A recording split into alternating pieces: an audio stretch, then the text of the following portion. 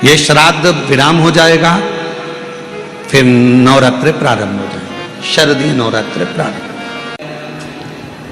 अब की बार तो नवरात्र 10 दिन के हैं। आप सभी को बहुत बहुत बधाई। माँ दुर्गा भवानी के जवारे क्यों बोए जाते हैं, जोत क्यों लगाई जाती है, कलश स्थापना क्यों होती है, माँ भवानी को सौभाग्य सामग्री सुहाग सामग्री का स्मरण क्यों, कन्या भोज क्यों, कन्याओं का चरण पूजन क्यों? क्यों भैया, कभी किसी ने पूछा कि 4 नवरात्रे होते हैं? अब जब 4 नवरात्रे होते हैं तो क्या पितृपक्ष एक ही होगा? जम के बोलो जरा, पितृपक्ष भी 4 ही बार आता। हम उसको 3 बार जान नहीं पाते, पर चौथे बार में हम सर्दी आने से पहले उसका स्मरण करते। 4 नवरात्रि के रूप में क्यों होती है? हमारा बचपन, हमारी जवानी, हमारी अधेड़ी और हमारा बुढ़ापा, 4 अवस्था में यह नवरात्रि की जो साधना होती है, नवरात्रि में जो आराधना होती है, जो नवरात्रि में माँ आद्य शक्ति दुर्गा भवानी माँ पार्वती की पूजन होती है, माँ गोरा के रूप में, चंद्रघंटा के रूप में, स्कंद के रूप में, कुष्मांडा के रूप में, माँ कात्यायनी के रूप में, माँ कालरात्रि के रूप में, जब हम माँ आद्य शक्ति की आराधना करते हैं तो वो नवरात्रे हमारे शरीर को एक ऊर्जा देते हैं, एक एनर्जी देते हैं, एक बल देते हैं। कलश की स्थापना क्यों करते हैं? आज शिव महापुराण में शुरुआत में अपन शिव और पार्वती की यही संवाद को लेकर चलते हैं। कभी कोई तुमसे पूछे कि पूजन में मिट्टी का पात्र, मिट्टी का घड़ा, मिट्टी का हंडा, मिट्टी की मटकी क्यों रखी जाती है, यदि कोई तुमसे पूछे तो तुम्हें उत्तर देना है, ये मिट्टी का हंडा, मिट्टी का मटका, मिट्टी की मटकी कलश में रेणुका माता के नाम से रखी जाती है, जो अखंड सौभाग्यता प्रदान करती है। इसके ऊपर जब जब श्रीफल रखाता है, नारियल रखाता है, तो उस पर 5 बार 7 बार मोली नहीं लपेटी जाएगी, तो 9 ही बार लपेटी जाएगी। 5 या 7 बार लपेटते हैं तो कहते हैं कि लक्ष्मी की छिन्नता होती। बहुत ध्यान देना महाराज, कलश का जो मुख होता है, उस मुख पर भगवान विष्णु का स्थान होता है। किसका स्थान है? भगवान विष्णु का। थोड़ा सा नीचे आओगे, जहां से कलश का मुख दबा हुआ होता है, वह जगह भगवान स्वयं शिव की होती है। किसकी जगह है? भगवान शंकर की। कलश का अग्रभाग, नीचे का भाग जहां से फैला हुआ होता है, वहां ब्रह्मा का आधिपत्य स्थापित होता है। फिर कलश का जो नीचे का भाग होता है, वो भगवान शिव और शक्ति का स्थान होता है। कलश के बाहरी भाग में, जहां पर बाहर का हिस्सा होता है, उस कलश के बाहरी भाग में 33 कोटि देवताओं को भगवान शंकर ने लाकर विराजमान किया होता है। महाराज भगवान शंकर 33 कोटि देवताओं को निमंत्रण देकर उस कलश में विराजमान कर दिया। कितना सुंदर लिखा है देवी भागवत के अंदर, और कितनी महत्वता कलश की महाराज। जहां जगह पर किसी देवताओं को बुलाने की जरूरत नहीं होती, 33 कोटि देवता उस जगह पर स्वतः विराजमान हो जाते हैं। स्वयं 33 कोटि देवता स्वयं वहां विराजमान। और नवरात्रि में भी देवी की आराधना का एक स्मरण का सुख है महाराज। ज्योत का विधान है, नवरात्रि में देवी की ज्योत लगती है, अखंड ज्योति लगती है, जवारे बुआए जाते हैं, कलश लगता है। ज्योत का भी विधान है। जिसके यहां दिया अखंड जलाया जाता है, अगर वो दिए की लो, दिए की बाती अगर दक्षिण दिशा की होती है, तो उसके घर में साल भर में एक घात जरूर होती है।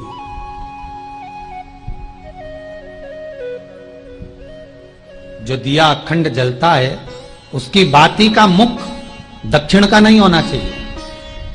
अगर आपने देवी भागवत का स्मरण कराओ, देवी भागवत को अगर सुना हो, तो देवी भागवत में स्पष्ट किया गया कि पूर्व की ओर मुख करा हुआ दिया, अर्थात पूर्व की ओर ज्योत जो जलाई जाती है, वो संपदा की वृद्धि करती है। पश्चिम की ओर मुख कर कर जो ज्योत लगाई जाती है महाराज, वो वैभव को देती है। और उत्तर की ओर जो मुख कर कर ज्योत जलाई जाती है, उत्तर की ओर जो ज्योत का मुख रहता है वो आयु की वृद्धि करती है, घर में अकाल मौत को रोकती है। नवरात्रे का जो भाव तत्व है उसको भी अच्छे से समझ लेना। दक्षिण की ओर ज्योत ना लगाएं, अगर आपको लगाना है पूरब की लगाएं, पश्चिम की लगाएं या उत्तर की लगाएं, देगी वो मार्ग। साधारण नहीं है मेरी माता। तात्विक सुख का आनंद देने वाली, लाभ तत्व प्रदान करने वाली। और नवरात्रि में भी अगर आपकी कोई कामना है, आपकी अगर इच्छा है, आपका मन है, तो जगत जननी की आराधना करो।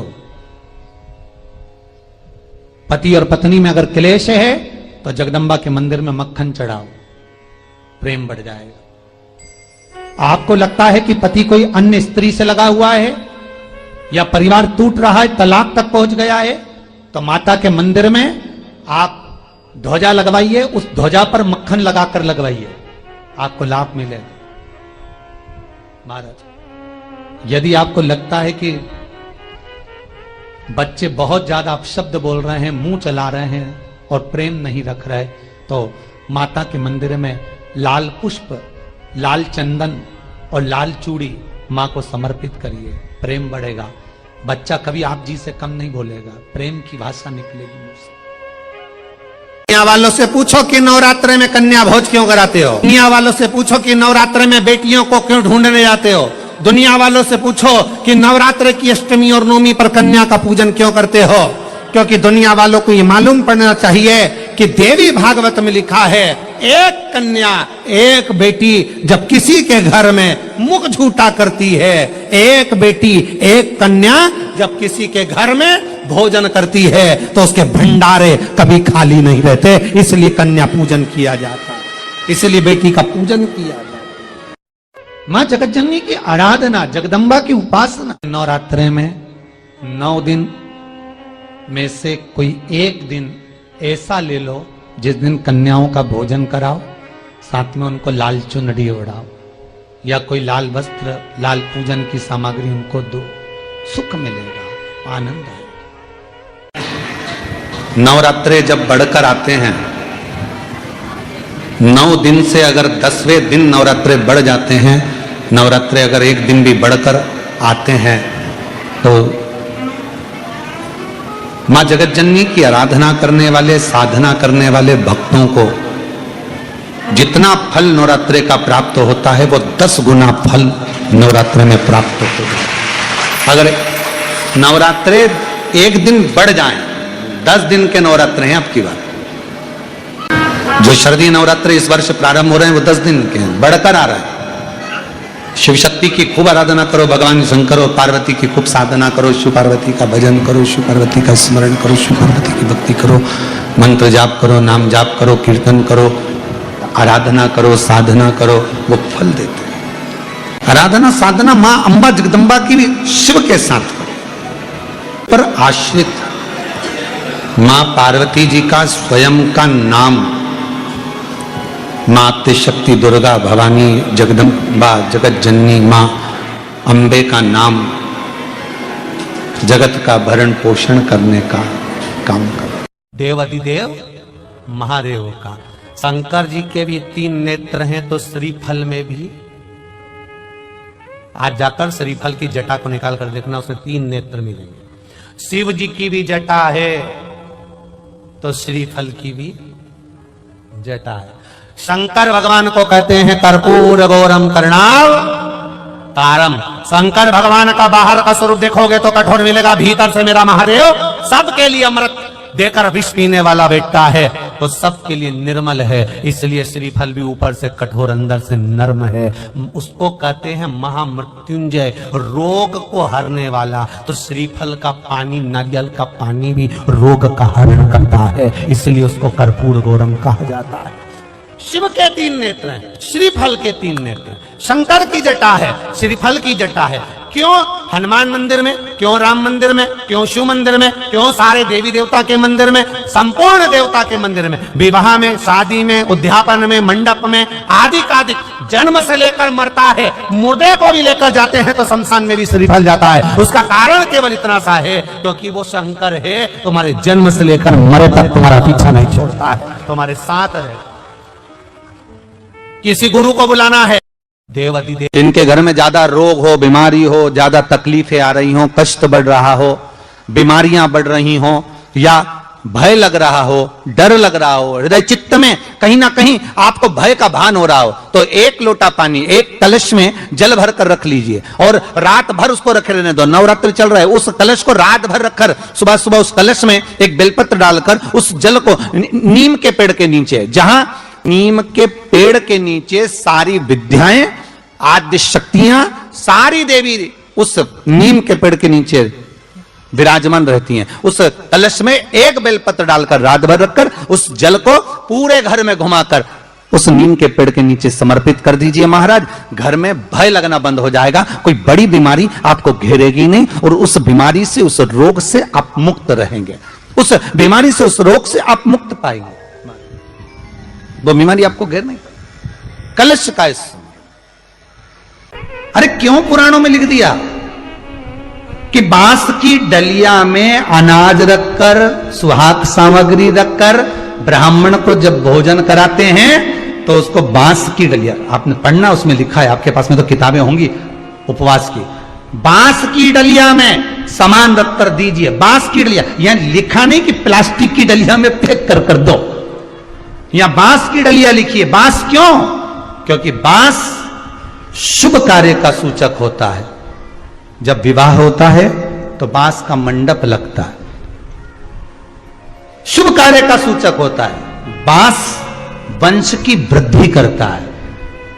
उद्यापन करने वाली नारी बांस की टोकरी में, बांस की पिटारी में सामान रखकर जब सौभाग्य का देती है तो जैसे बांस की टोकरी एक दूसरे से गुथी होती है महाराज, और उस बांस के छोटे छोटे से रर्रे निकले होते हैं, हल्के से ले तो वो चुभ जाते हैं, उसी तरह जो दूसरी बांधाएं आती है बांस की टोकरी, उसको दूर भगाकर अखंड सौभाग्य प्रदान करती है, इसलिए बांस की पिटारी लिखी गई है। आप लोग कथा सुन रहे हो, आस्था चैनल पर, फेसबुक, यूट्यूब पर जितने लोग कथा सुन रहे हो, बड़े ध्यान से सुनना कि जवारे क्यों बोए जाते हैं, नवरात्रि में जवारे की महत्वता क्यों होती है, उसको बोने का कारण क्या है। केवल कोई कहे कि हम ठाकुर जी को भजते हैं, भगवान कृष्ण को भजते हैं, कोई कहे हम तिरुपति बालाजी को, नारायण को भजते हैं, कोई कहता है कि हम हरि विठ्ठल को, पांडुरंगा को भजते हैं, हमारे यहाँ हाँ हम इनको भजते हैं तो जवारे नहीं बोते। ना ना, पुष्टि मार्गी है, ठाकुर जी की सेवा करने वाला है, उसके यहाँ भी ये 9 दिन जवारे बोए जाते हैं। रामानुज संप्रदाय से जुड़ा हुआ है, नारायण की पूजन कर रहा है, उसके घर में भी जवारे बोए जाते हैं। पांडुरंगा हरि विठ्ठल की उपासना कर रहा है, उसके घर में भी जवारे बोए जाते हैं। जवारे का महत्व हमारे यहां शास्त्र कहता है। क्या महत्व है उसका, क्या फल है उसका। महाराज, जब देवी माता ने दुर्गा भवानी को पंचायत में बुलाया गया, शिव पंचायत में मां दुर्गा बैठी हुई है, और शिव पंचायत में जब दुर्गा भवानी बैठी, उपद्रवियों ने उपद्रव मचाया, अहंकारियों ने अहंकार मचाया, असुरों ने, राक्षसों ने हाहाकार मचाना प्रारंभ करा। तब उस समय पर देवाधिदेव महादेव माता पार्वती को देखकर, दुर्गा भवानी को देखकर मुस्कुरा रहे थे। केवल शिव मुस्कुरा रहे हैं, पार्वती को देखकर, दुर्गा भवानी को देखकर, मां जगत जननी को देखकर केवल मुस्कुरा रहे। तब देवता सूर्य नारायण ने भगवान शिव जी को देखकर हाथ जोड़कर प्रार्थना करी। भास्कर देव बोले, सूर्य नारायण बोले, बाबा मेरे मन के संशय को मिटा दीजिए। शिव जी ने पूछा क्या काम है, बोलो क्या चाहते हो। शंकर भगवान से सूर्य देव, भास्कर देव कहते हैं, प्रभु आपके मुस्कुराने का कारण क्या। भारत की भूमि पर जितनी जगह पर भी आप लोग कथा सुन रहे हो, आस्था चैनल पर, फेसबुक, यूट्यूब पर जितने लोग कथा सुन रहे हो, बड़े ध्यान से सुनना कि जवारे क्यों बोए जाते हैं। नवरात्रि में जवारे की महत्वता क्यों होती है, क्यों बोया जाता है, मिट्टी में गेहूं डालकर क्यों उत्पन्न किया जाता है। उसकी महत्वता क्या है।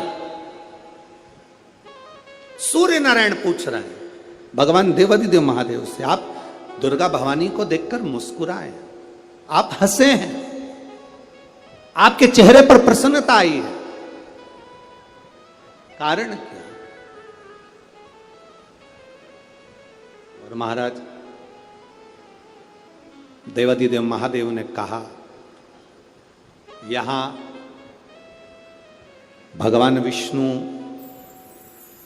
गणेश जी, भास्कर देव, आप सब बैठे हो। असुरों ने आक्रमण कर दिया, असुरों ने आक्रमण करा है, और वह असुर आक्रमण कर दिए हैं तो वो असुर प्रवेश कर रहे हैं, उपद्रव मचाकर, हाहाकार कर कर नष्ट करने वाले हैं इस पूरी पृथ्वी को। तो फिर उसको बचाएगा कौन, कैसे बचेगा? शिव जी ने कहा चिंता मत करो। दुर्गा ने अपने केश का स्मरण किया, एक केश को माता पार्वती जी ने अपने हाथों से छुआ, छूते ही एक कुंड में सुंदर जवारे उत्पन्न हुए हैं। जब तक वो जवारे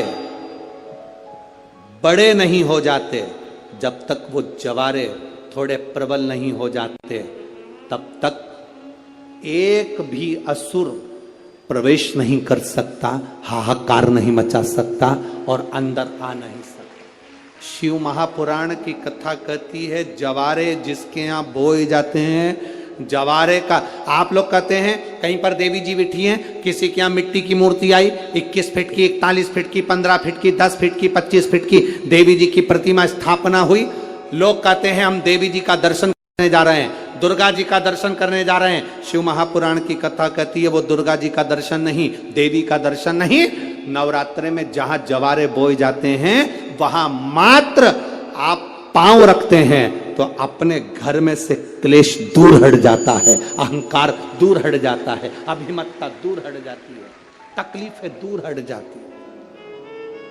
जिसके घर में जवारे बोए जाते हैं वहां से अहंकार, काम, लोभ, आसक्ति, वासना, तृष्णा और दुख, तकलीफें दूर हट जाती।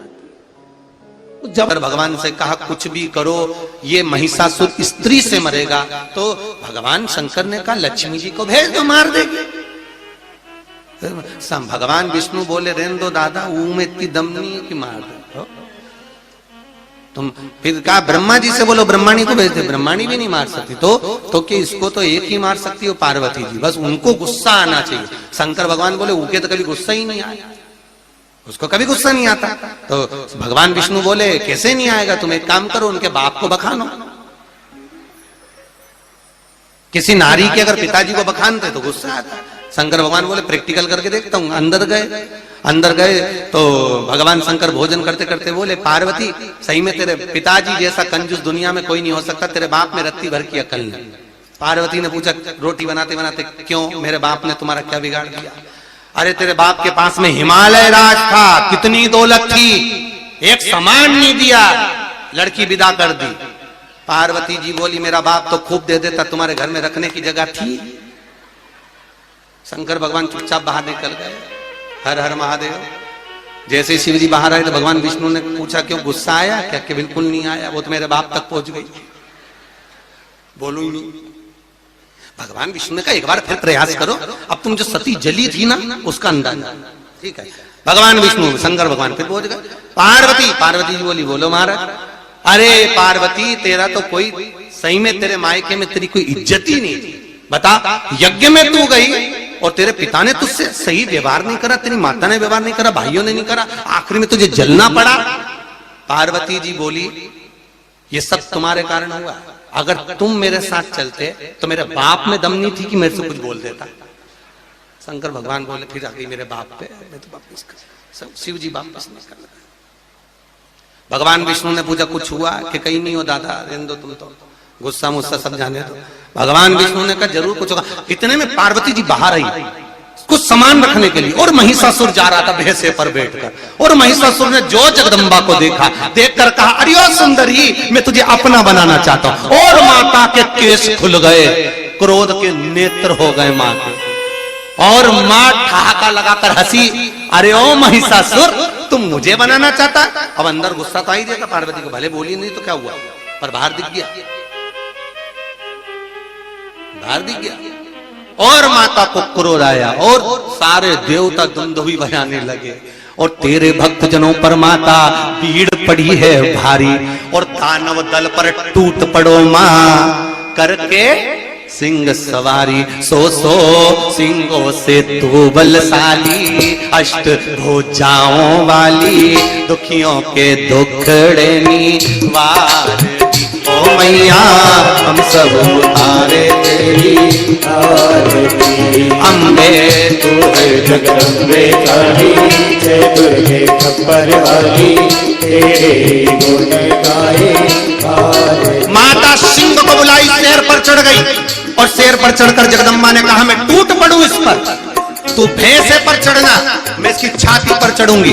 और मां सिंह पर चढ़कर, पांव दोनों माता के, एक सिंह के गर्दन पर था तो दूसरा पीठ पर था, और शेर दौड़ा, और दौड़ते से शेर भैंसे पर कूदा, और मां ने उठाया त्रिशूल और महिषासुर की छाती पर मारकर उछली। शंकर भगवान ने हाथों पर जगदम्बा को झेल लिया, महिषासुर के प्राण छूट गए। अम्बे तू है जगदम्बे काली, जय दुर्गे खप्पर वाली, तेरे गुण गाए भारती।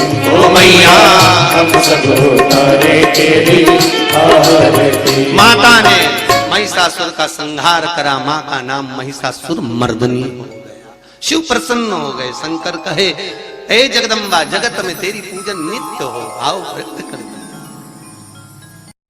मैं बेटा बेटियों से कहूंगा, नवयुवक बच्चों से कहूंगा, अगर आप कंपटीशन एग्जाम में बैठ रहे हो, अपनी पूरी मेहनत करो, पूरा परिश्रम करो, रात दिन एक करो, और लगे रहो, और 9 दिन तक नवरात्रि में 9 लाल फूल की 9 पंखड़ियां, या 9 कोई भी चावल लाल कलर में कर कर, कुंकू में कर कर, अगर माँ जगत जननी के मंदिर में नहीं जा सकते, माँ भीड़ रहे, तो शिवलिंग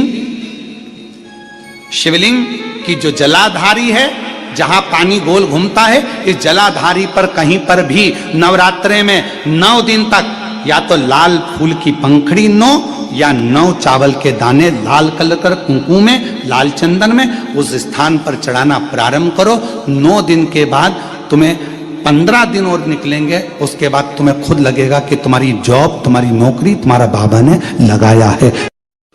जिस मंदिर में, चाहे भगवान शंकर का मंदिर हो, राम का मंदिर हो, दत्त का मंदिर हो, देवी का मंदिर हो, जिस मंदिर में अखंड ज्योत जलती हो, जिस मंदिर में कोई ज्योत अखंड जल रही हो, और आपको दर्शन के लिए गए हो और आपको सूचना मिले कि यहाँ अखंड ज्योत लगी हुई है, बन सके तो प्रयास करना, थोड़ा सा घी, तेल, जो भी बन सके उस ज्योत में या तो डालना, या उनको देकर आना कि ये हमारी तरफ से ज्योत में बढ़ा देना, उस ज्योत में बढ़ा देना। भारत के कई मंदिर ऐसे हैं जहां पर अखंड ज्योतें जलती हैं। मेरे ख्याल से छत्तीसगढ़ में भी बहुत मंदिर हैं ऐसे, जहां पर अखंड ज्योत, चाहे शिव मंदिर हो, देवी मंदिर हो, राम मंदिर हो, दत्त मंदिर हो, कृष्ण मंदिर हो, हनुमान मंदिर हो, ऐसे कई मंदिर, राजस्थान में भी कई मंदिर है, गुजरात में भी कई मंदिर है जहां ज्योतें जलती रहती है, हिमाचल के कई मंदिर हैं, यहां तक बद्रीनारायण जी के मंदिर में अखंड ज्योत का वर्णन है। जहां अखंड ज्योत प्रकट होती है, जहां अखंड ज्योत, चाहे माता का मंदिर हो, शिव मंदिर हो, देवी का मंदिर, वहां प्रयास करो कि जब दर्शन करने जाओ, जब अपने मन में आ जाए कि अखंड ज्योत जलती है, हम हमारे घर में अखंड ज्योत नहीं जला सकते, प्रयास करो कि थोड़ा सा घी, तेल अगर बन सके, या कोई धन, थोड़ा सा संपदा जो भी बन सके, कि हमारी तरफ से 1 महीना, 15 दिन, 20 दिन, 25 दिन, कुछ नहीं तो आधा घंटा हमारी तरफ से ये थोड़ा सा घी है, थोड़ा सा तेल है, आप ज्योत में डाल देना, ये ज्योत जल जाए। क्यों? क्योंकि ये ज्योत, जब जैसे आपको कहा कि पीपल के वृक्ष के नीचे, बेलपत्री के वृक्ष के नीचे नीचे, आंवले के वृक्ष के नीचे हम दिया लगाते हैं तो उसका प्रकाश हमारे घर में रहता है। हम जिस जगह पर अखंड ज्योत जलती है वहां थोड़ा सा भी समर्पण करते हैं तो उस अखंड ज्योत की अखंडता का फल हमारी 71 पीढ़ी को प्राप्त हो जाता है और हमारी पीढ़ी तर जाती है। उस अखंड ज्योत का फल हमको मिलता है। माता देव 11 आम के जो पत्ते जिस डाली में लगे होते हैं कच्चे सूत से लपेटकर 11 बार उसका भाग, जब उसको लपेट लोगे इस तरह से इकट्ठा करके आगे का जो भाग है 11 बार कच्चा सूत लपेटने के बाद जो भाग पीछे आगे का कोई भी हो उसको शहद में डुबाकर शिव जी को समर्पित कर दो। किस जगह पर रखना है? अशोक सुंदरी वाली जगह। अशोक सुंदरी की जगह जानते हो आप लोग? बीच में जो अशोक सुंदरी का स्थान है महाराज, उस जगह पर शहद का मुख, जो शहद आपने भिगोया है उस शहद का मुख शंकर जी की ओर कर कर इन्हीं नवरात्रि में शंकर भगवान के उस अशोक सुंदरी की जगह पर शहद का भाग शिव जी की ओर रख दें। महाराज अगर घर में संपदा की कमी हो या कोई पैसा खा गया हो, रुपया नहीं दे रहा हो, पैसा अटक गया हो तो उस शहद को शिव जी की ओर मुख कर कर उस आम के पल्लव की जो डंडी है उसको 11 डंडी को वहां रख दीजिए और उससे अपनी कामना कर कर आ जाइए।